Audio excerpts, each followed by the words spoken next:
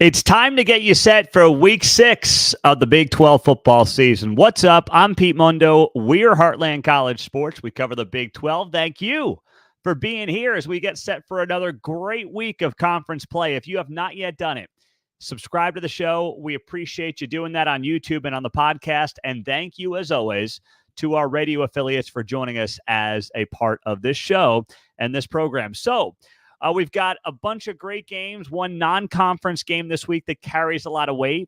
And how we'll do this is I'll give you the top 5 storylines I'm watching here in the Big 12 this week. And then I will give you my picks at the end. I'll give you a lock, I will give you an underdog, and I will give you a bad bet for this week across the Big 12. So when you look at this week in the Big 12, what you have is a Friday night game. You've got Houston and TCU, not much going there. But the storylines that I'm watching, and I'm going to give this to you in no real particular order, but the storylines I'm watching, number one, Dave Aranda's hot seat. Dave Aranda and the Baylor Bears are 0-2 in league play. This after they went 2-1 in the non-conference. They lose to Baylor, including that Hail Mary. BYU, they were just dead in the first half. Come back late. Of course, that comeback falls up short.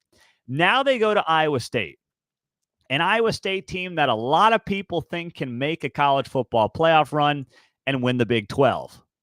I am high on Iowa State. Do I think they're getting a little too much love right now based on who they played? I do. The Iowa win was great, but let's not forget they looked like very mediocre over the first 35, 40 minutes of that game, give or take. And then they turned it on. Outside of that, Iowa State has beaten North Dakota, Arkansas State, and Houston. And a Houston team that they only had 3 points against until well into the second half. So just based on what I've seen, Iowa State's getting a little too much love. All that being said, Baylor's in a position where they desperately need a win.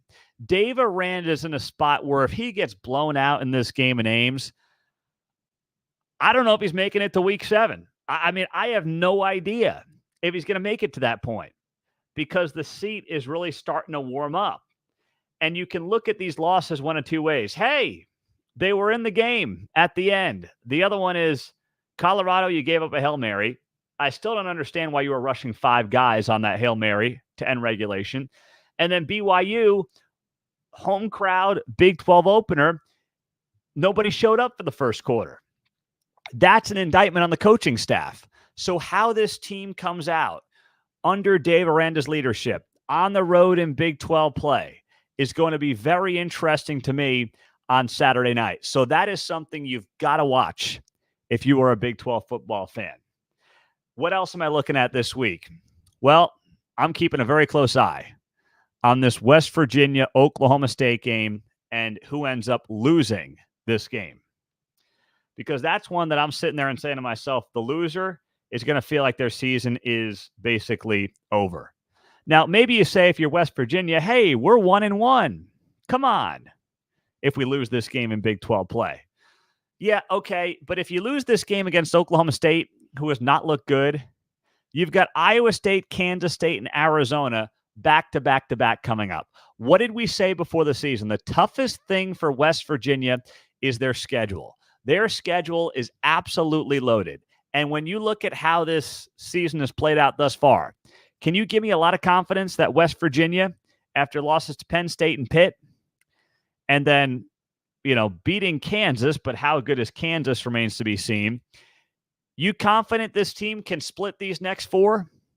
At Oklahoma State versus Iowa State versus Kansas State and at Arizona? I can't say that with confidence. I'd love to say it for West Virginia's sake, but I can't say that with a lot of confidence at all. So that's what I'm looking at, and I'm like, the loser is going to go into this game and just feel like, or come out of this game and just feel like the season is more or less over. And that may be completely unfair. That may be unreasonable. But a loss for Oklahoma State puts them at 0-3 and on a 3-game losing streak in general. And for a team that's been bad on offense, worse on defense, People are calling for Casey Dunn's job. Now, that's been happening for years, so it's nothing new. You look at this game and you say to yourself, man, if Oklahoma State can't get this one at home in front of the crowd, Saturday afternoon, ESPN2, desperate for a win after just a couple of bad losses, Utah and Kansas State, when is it going to happen? Because after this, you go to BYU in a couple of weeks for a bye week. Do you want to go into your bye week on a 3-game losing streak? Feeling like you've got no chance in the Big 12 before we get to Halloween? And who would have thought that was the case for Oklahoma State, right? Nobody. Now, these are the 2 games I've talked about, but here's the thing. You would be very foolish to bet against Mike Gundy and Matt Campbell. Now, I might do it. I'll tell you what I'll do in my picks. I might do it. But if you have not seen these numbers, this is pretty amazing. You look at Mike Gundy and Matt Campbell, and this came earlier in the week from Action Network. And we wrote about this at heartlandcollegesports.com. Now I've got to find the darn article. I've got it right here in front of me, and then I lose it. Hang on one sec. So you look at Oklahoma State head coach Mike Gundy and Iowa State head coach Matt Campbell. And these guys are moneymakers in October. Over the last 20 years, the most profitable coaches against the spread in October. Number 1, Mike Gundy, 46-25 against the spread. Number 2 is Brian Kelly, 43-23, the LSU head coach. And number 3 is Matt Campbell, 29-14-1 against the spread. Those 3 guys have the best record against the spread in the month of October of any head coaches in college football. That is amazing. What does that mean, by the way? It means that these coaches typically, I don't want to say underachieve, but they use the month of September to find their footing. They use the month of September as kind of a preseason. They don't look their best in September. These are 2 programs and teams that ascend as the season progresses. So you go into the month of October, and Vegas, the odds makers, the bettors are kind of down, or they're not feeling great about Oklahoma State and Iowa State. And then these 2 teams start kind of getting their feet under them, feeling good about themselves. And Iowa State's in a weird place because they're already 4-0. People feel good about Iowa State. But Oklahoma State is obviously not in a good place right now. They've lost 2 in a row. But bet against Mike Gundy and bet against Matt Campbell with caution. I will tell you, though, I might just do it this week. And I believe I'll have a pretty good explanation as to why coming up later in the show. Now, let's talk about the big non-conference game here in the Big 12 this week, UCF and Florida. This is a huge game for the Big 12 because Florida stinks. UCF is a team that I thought could get to a Big 12 championship game. They're who I picked to get to a Big 12 championship game before the season. And I felt pretty good 2 weeks ago, and then the Colorado game happened, and they looked like absolute dog manure. Maybe I should say cow manure, dog, you get the point, right? They looked bad. We all agree about that? UCF looked bad last week. So which UCF team are we going to get? Are we going to get the one from a couple of weeks ago in the second half against TCU, or are we getting the Colorado one? The Colorado one that allowed Colorado to outrush UCF in yards per carry. Not in overall yards, but yards per carry. Which one are we going to get this weekend?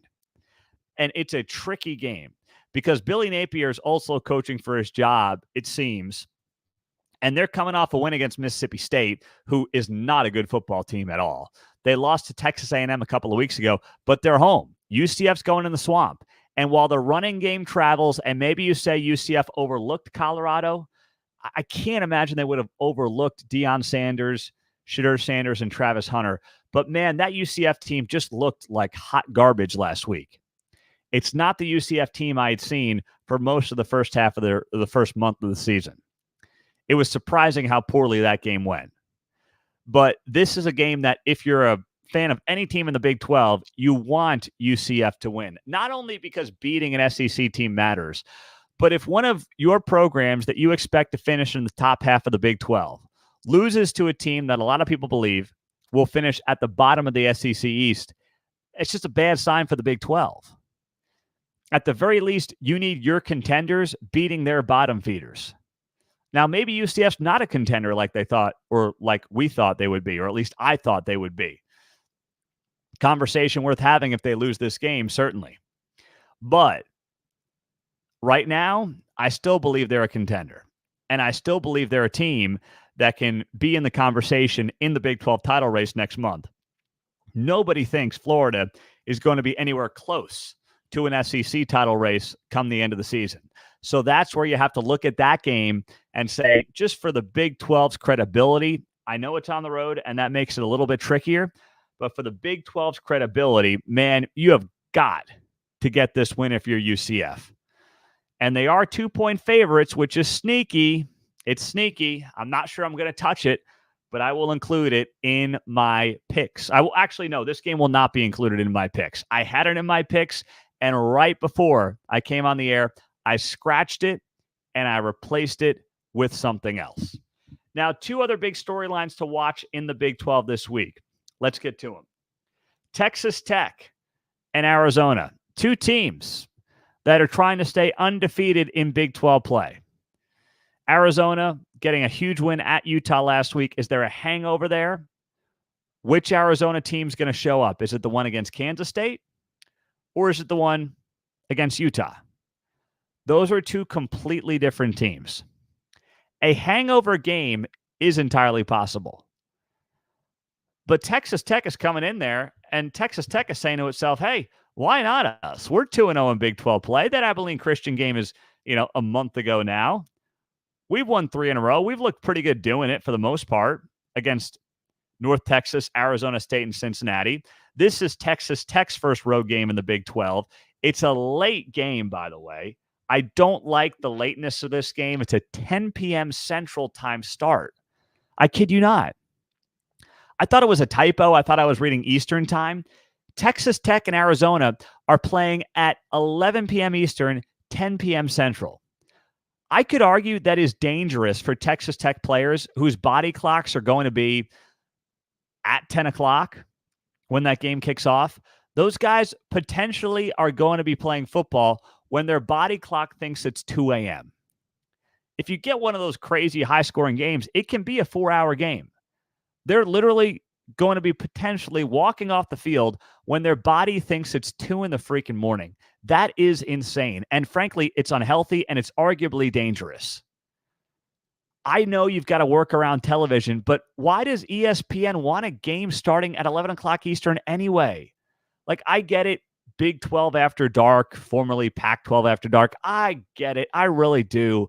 But I'm as big a college football fan as they come. And eventually, even though I can be a degenerate once in a while, you got to get some sleep, right? You got to get some sleep. I'm sorry. This is crazy. It's just way too late. And what is it, 9 o'clock local time? I guess this game will kick off. Maybe that's not too late for some of you. I think it's just too late in general. But as Huntsy says on the YouTube live channel right now, suck it up, Buttercup. It's going to be 102 degrees on Saturday. Fine. Can we get the misters out there? I mean, come on. You telling me you can't start a game at 7? They start games at 7 o'clock out there. Oh, it is 8 o'clock. All right. Thank you for that. I forget we get that weird time zone change where sometimes it's 2, sometimes it's 3, yada, yada, yada. Yes, you're right. And the game is on Big Fox. So thank you, guys. I do appreciate you clarifying that for me at heartlandcollegesports.com. Now we got everyone arguing over what time it's starting. Well, listen, whatever it is, it doesn't need to be 11 o'clock Eastern time. It doesn't. That's ridiculous. No way, no how. It doesn't need to be that late. That is just way, way, way too late for college football players to be up and for their body clocks to be, going out to play. Let me just check what time we got here. All right. It is going to be at, they're 2 hours. So it'll be 8 o'clock local time.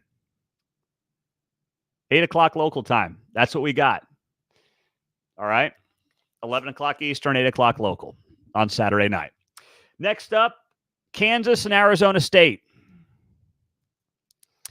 That one is worth watching because Kansas is just sucking wind. They're 1-4. They're 0-2 in the Big 12. Arizona State is 3-1, but it lost its first Big 12 game to Texas Tech. Now, some of the shine is wearing off Arizona State here the last couple of weeks. Their wins don't look nearly as good as the season has progressed. The Texas Tech loss, tough loss on the road. They're home. They're coming off a bye week. Kansas has not had a bye week, 5th week of straight games. It's a tough spot for the Jayhawks, but man, do they need a win. And they've been close. They have been close. I will say this much. You look at every loss, and they've been in the game at the end. Now, TCU game was a little bit different, but you look at the Illinois, UNLV, and West Virginia game, they were in that thing at the very end. Each of those games, they were expected to win in the second half based on the odds. And if you look at the TCU game, I mean, they had a lead in the third quarter, and then they let it slip away. So KU has been there. They have been waiting for this moment, and they have been waiting to get back into the win column. So a lot of people are going to look at this and think it sets up well for Arizona State. But I'm looking at it saying Kansas is beyond desperate, and if they can't get a win this week, their season is effectively over. So they need it in a big way. I'm Pete Mundo on HeartlandCollegeSports.com. Thank you for being here as we talk everything Big 12. Hit the thumbs up, hit the like button. Thank you for being here. We appreciate our radio affiliates as always. Let me give you 3 picks here to chew on for Week 6 in the Big 12. Here we go. All right, my lock of the week. You ready for this? My lock of the week is Baylor plus 13 at Iowa State.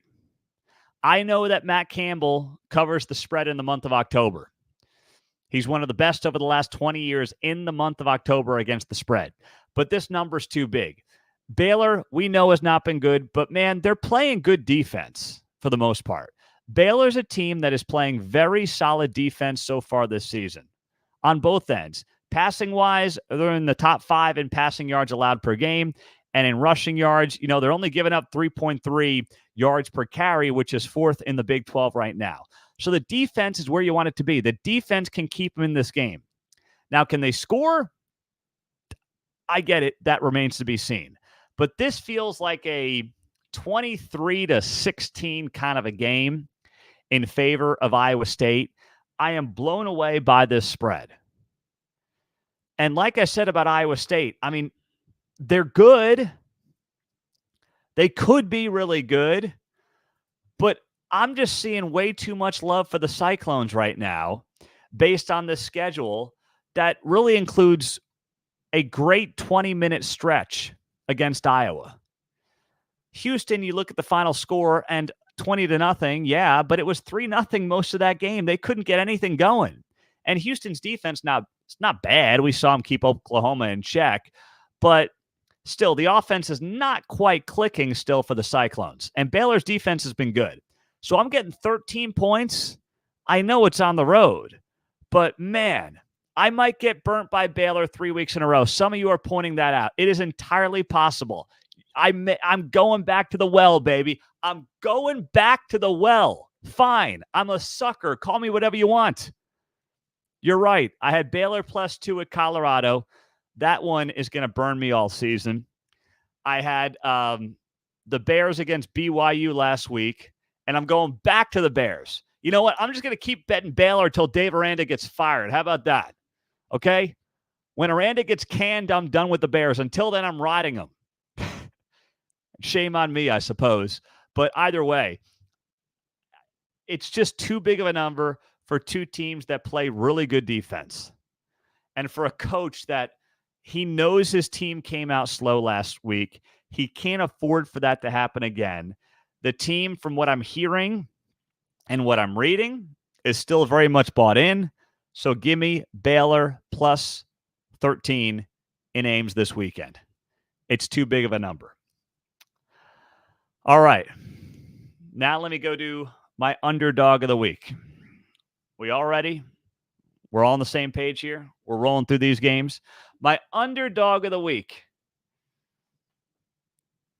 Texas Tech, plus 6.5 at Arizona. I believe in hangover games. And for Arizona to go on the road and beat Utah the way that they did, in a spot nobody thought they could win. They were at one point 10-point underdogs in that game, and they won it fairly comfortably outright. I'm looking at this one, and I'm saying to myself, you're home, maybe a tad hungover, possibly overlooking Texas Tech just a little bit. And Texas Tech goes in playing loose and playing better every single week. And that's what I like about this Red Raiders team. Now, I have a lot of concerns about their defense going into this game, notably their pass defense going into this game, which has not been good. But Arizona, on the other side, has not exactly been lights out offensively like we thought they would be. If you had told me they would have scored 23 points against Utah last week, I would have thought they would have lost. They only put up 7 against Kansas State. They put up 22 against Northern Arizona. They really haven't had a big offensive output since that week 1 game against New Mexico. So I'm not saying they can't put it together. We know what they have. The offensive line has been spotty at times. That's got to be factored into the equation here, as it should be. And Texas Tech, with Taj Brooks, has been in a position where if he can help control and set up that offense, they're going to be in a good spot. And Arizona has not been able to stop the run. They're giving up 150 yards per game on the ground, 154, which is third worst in the Big 12, only ahead of Cincinnati and Oklahoma State. So they have gotten gashed on the ground, and now comes Taj Brooks. I would say the best running back in the Big 12. So with nearly a touchdown spread there, give me Texas Tech plus 6.5 points as the underdog of the week. Next up, my bad bet. This means I would be on the other side of this game. My bad bet is Arizona State minus 2.5. I'm going Kansas plus the points here. Arizona State's home, but they're getting too much love. Arizona State's wins don't look as good, nearly as good. Kansas has been so close, so close. They're going to have that game where the rust just knocks off for Jalen Daniels. And I could foresee that coming this week on the road against Arizona State. Now, Arizona State's been middle of the pack for the most part defensively when you look at this team from a pass defense and a run defense perspective. But, man, I'm looking at the schedule and saying Kansas has had a much tougher road to get here than Arizona State, and it's not even close. All right? It's not.